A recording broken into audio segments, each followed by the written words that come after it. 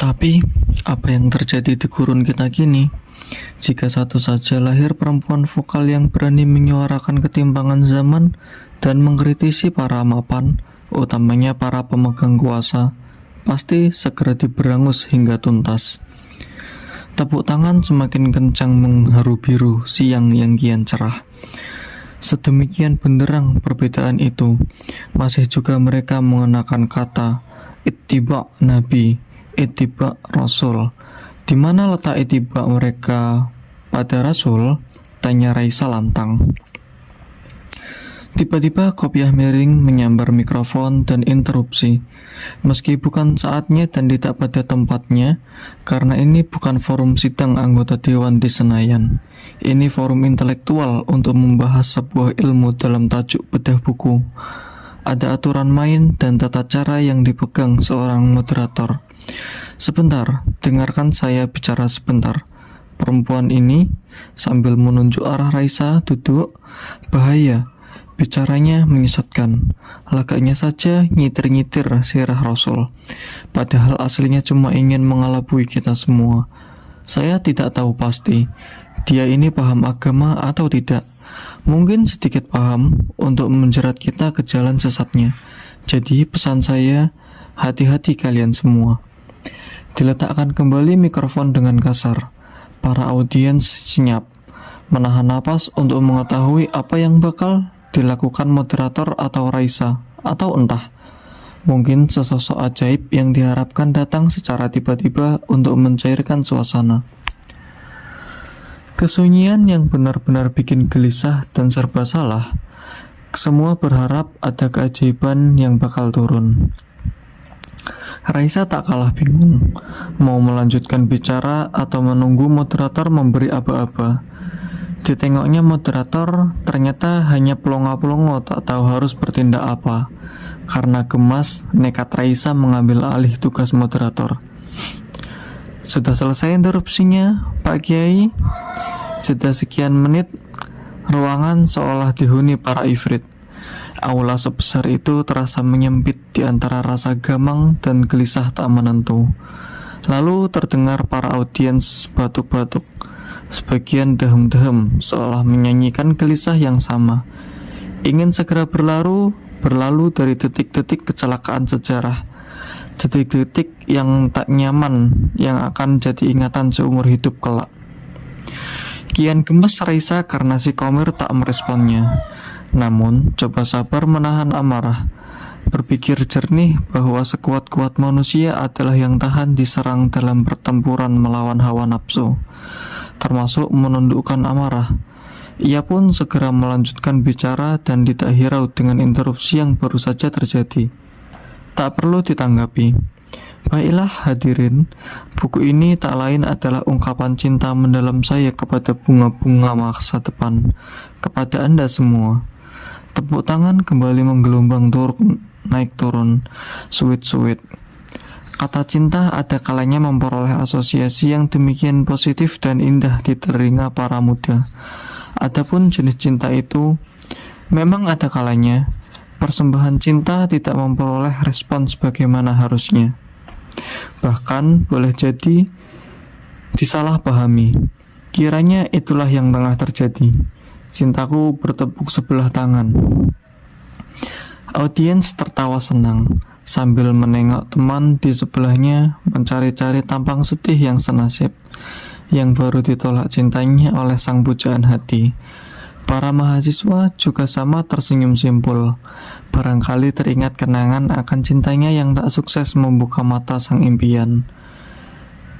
Kecian deh lo, seorang santri tiba-tiba nyeletuk bebas, entah ditunjukkan kepada siapa.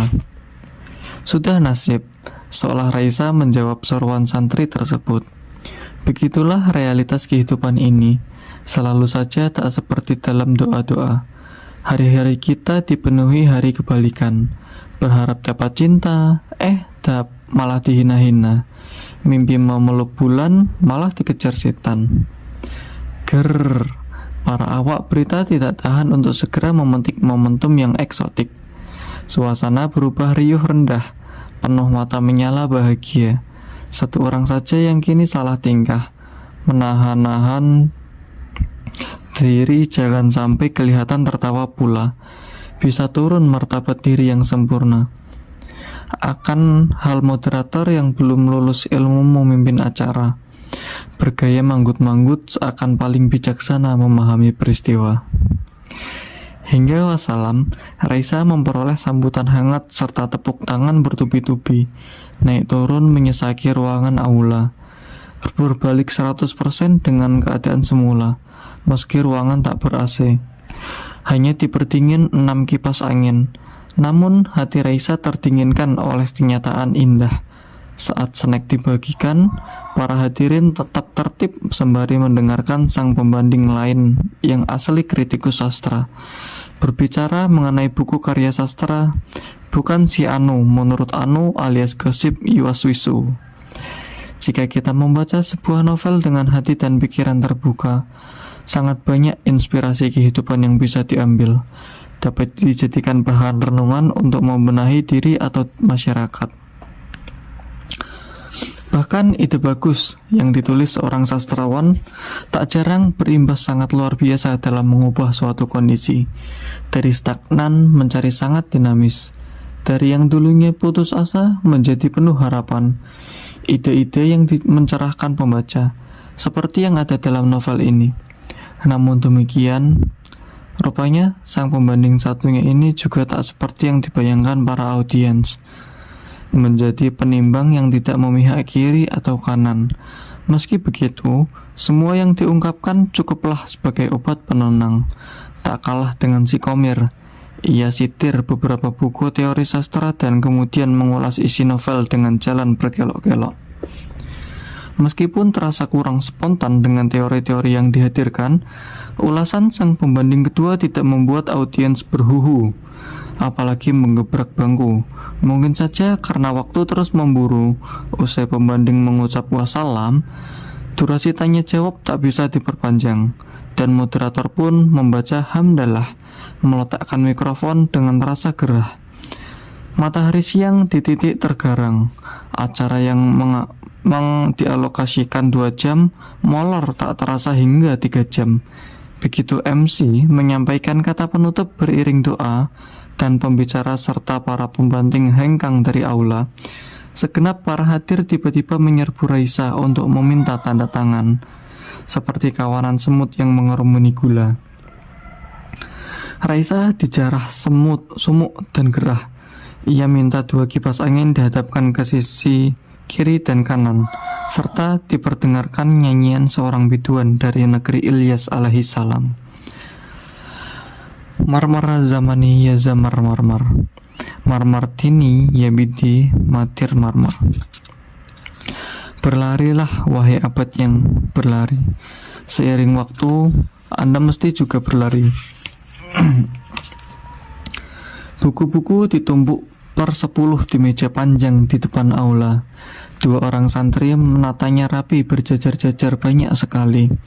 Abang manajer sedang datang langsung handle tanda tangan, pakai stempel.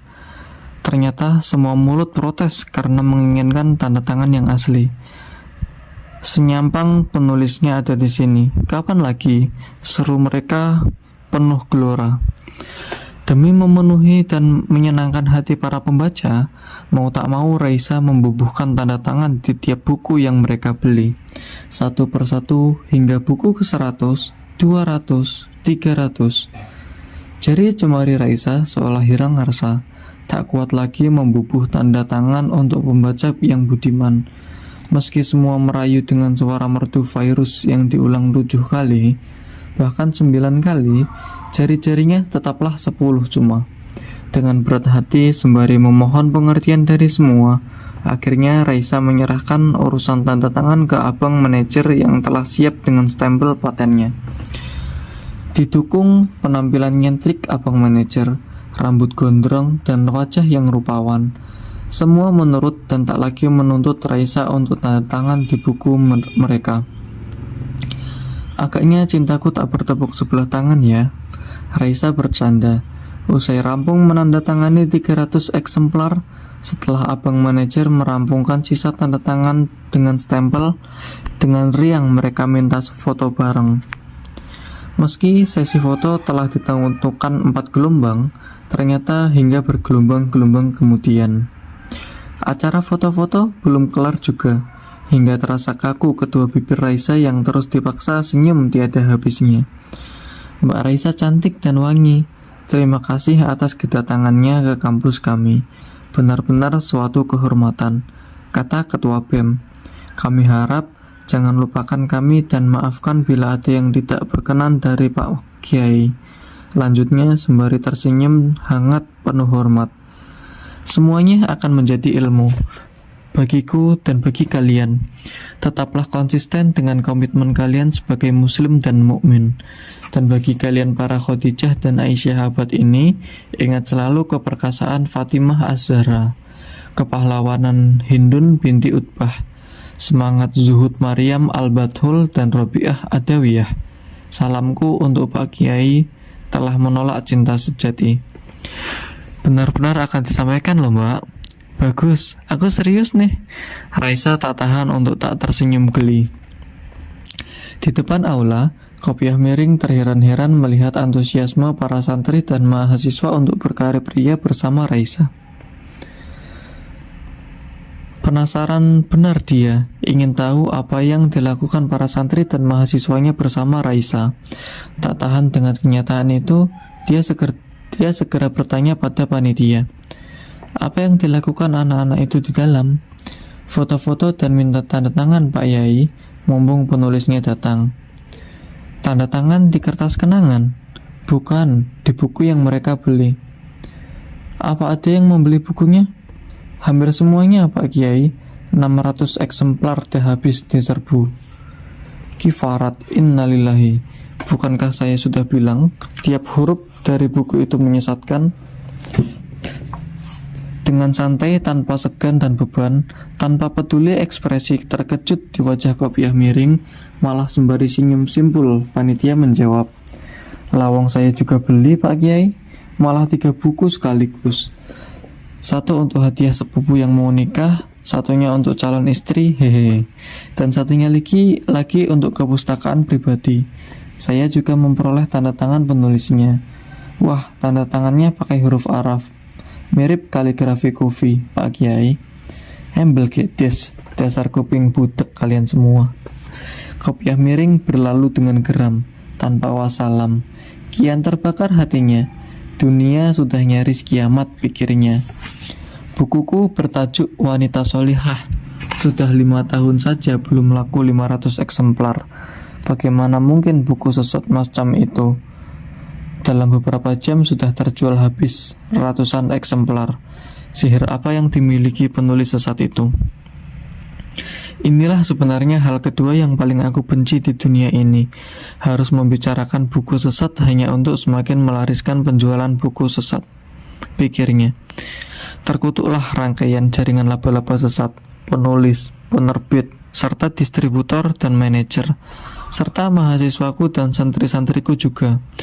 Bukankah dengan mengundang penulis sesat secara otomatis ikut juga disosialisasikan karya sesat dan kreator sesat itu? Batin Kopiah Miring terus berputar menggelinding kian kemari, mencari-cari rangkaian para sesat dan menyimpulkan satu kenyataan yang tak habis dimengertinya.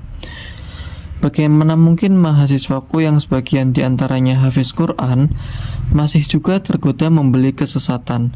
Pasti ada sihir jahanam di buku jahanam itu. Juga penulis kesasar itu. Bukankah para sastrawan seperti dia itu adalah pengikut setan di rimba hitam? Merekalah para kembara sesat di belantara kata-kata. Tersenyum sendiri, merasai kenikmatan sebuah huruf, lalu mengproklamirkan temuannya sebagai mutiara berharga. Omong-omong, apakah itu? Hanya pidato setan rimba dan orasi para gila. Bersinggungan dengan mereka, jangan-jangan pikiranku bakal terkontaminasi juga. Gawat, sebaiknya segera ambil jarak sejauh-jauhnya. Persetan dengan sastra yang katanya niru-niru bahasa Al-Quran. Sudah jelas dan gamblang, Al-Quran adalah wahyu suci yang turun dari langit tinggi, Lauhul Mahfuz, bukan puisi atau sastra kreasi para nabi. Apalagi kreasi manusia sesat dirimba kata-kata. Para kahin dan dukun juga bikin mantra. Kabarnya mantra itu termasuk sastra, dasar jahiliyah. Lihat Ummul Qoris, sang penyair mu'allaqat itu, konon dia adalah penyair jahiliyah paling sohor di zamannya. Konon lagi, mesti anak seorang raja, ia lebih suka mengembara tak jelas dan berkemah di dekat sumber-sumber air di Sahara, mabuk dan memanggang binatang buruan untuk berpesta pora. Bahkan Nizami sang legendaris itu yang telah menulis buku hebat dan terkenal, ternyata isinya juga tentang orang gila, Laila Majnun. Para gila yang menganggap orang-orang gila, para sesat yang terpesona pribadi-pribadi yang sesat. Terus saja Kopiah Miring mengingati sosok-sosok dalam sejarah yang identik dengan kehadiran Raisa. Ia juga ingat pada Omar Khayyam, penyihir mabuk anggur dunia yang berkarya untuk pemuja dunia. Padahal, kata para peminum sendiri, anggur itu pahit rasanya, tetapi dasar pemabuk selalu saja ketagihan untuk terus meminumnya, seperti syair-syair yang dinyanyikan Ummu Kulsum itu. Sami'tu sultan batilan fis sabr, nada minal khoib hufatal bashir, hubbum la'u ka'sal muna, qabla an tamla'u ka'sal unru kafiful qaddar.